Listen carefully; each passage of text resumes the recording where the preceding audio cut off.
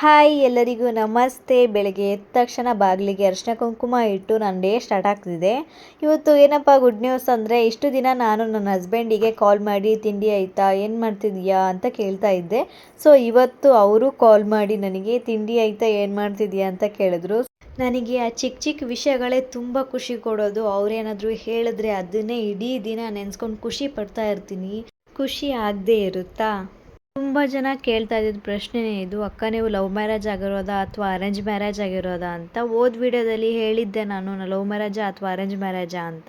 DM ಅಲ್ಲಿ ತುಂಬ message ಬರೋದ್ರಿಂದ ಮತ್ತೆ ಹೇಳ್ತಾ ಇದ್ದೀನಿ, ನಾನು ಲವ್ ಮ್ಯಾರೇಜ್ ಆಗಿರೋದು. ಲವ್ ಮ್ಯಾರೇಜ್ ಆಗಿ 3 ಇಯರ್ಸ್ ಆಗ್ತಾ ಬರ್ತಾ ಇದೆ. ದೊಡ್ಡವರು ಅದಕ್ಕೆ ಹೇಳಿದ್ದಾರೆ ಅನಿಸುತ್ತೆ, ಜೊತೆಲಿದ್ದಾಗ ಅವ್ರ ಬೆಲೆ ಗೊತ್ತಾಗಲ್ಲ, ಜೊತೆಲಿ ಇಲ್ಲದೆ ಇರುವಾಗಲೇ ಅವ್ರ ಬೆಲೆ ಗೊತ್ತಾಗೋದು ಅಂತ. ನಾವು ಜೊತೆಲಿದ್ದಾಗಂತೂ ಕಿತ್ತಾಡ್ತಾ ಇರ್ತೀವಿ. ಅವ್ರೇನಾದರೂ ಡ್ಯೂಟಿಗೆ ಹೋಗ್ಬಿಟ್ರೆ ಮೇಲೆ ಯೋಚನೆ ಬರುತ್ತೆ, ಅಯ್ಯೋ ನಾನು ಬೈಬಾರ್ದಿತ್ತು, ನಾವು ಜಗಳ ಆಡಬಾರ್ದಿತ್ತು, ಯಾಕೆ ಜಗಳ ಆಡ್ತೀವಿ ಚಿಕ್ಕ ಚಿಕ್ಕ ವಿಷಯಕ್ಕೆಲ್ಲ ಅಂತ ಹೇಳಿ ಯೋಚನೆ ಮಾಡ್ತಾ ಇರ್ತೀನಿ ನಾನು. ಹೇಳೋದು ಒಂದೇ, ಇರೋದೊಂದು ಜೀವನ, ತುಂಬ ಚೆನ್ನಾಗಿ ಎಂಜಾಯ್ ಮಾಡಿ. ನೀವು ಪ್ರೀತಿಸೋರನ್ನ, ನಿಮ್ಮನ್ನು ಪ್ರೀತಿಸೋರಿಗೆ ಟೈಮ್ ಕೊಡಿ, ಅವ್ರನ್ನ ಅರ್ಥ ಮಾಡ್ಕೊಳ್ಳಿ. ಆದಷ್ಟು ಒಳ್ಳೆ ಕೆಲಸ ಮಾಡಿ, ಕೆಟ್ಟ ಕೆಲಸ ಅಂತೂ ಮಾಡೋಕ್ಕೆ ಹೋಗಬೇಡಿ.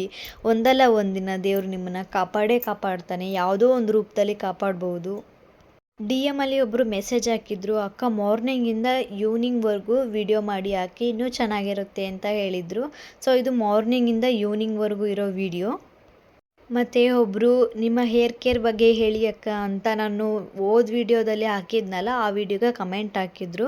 ಸೊ ಮುಂದೆ ಆ ವಿಡಿಯೋನ ಹಾಕಿದ್ದೀನಿ ನೋಡಿ.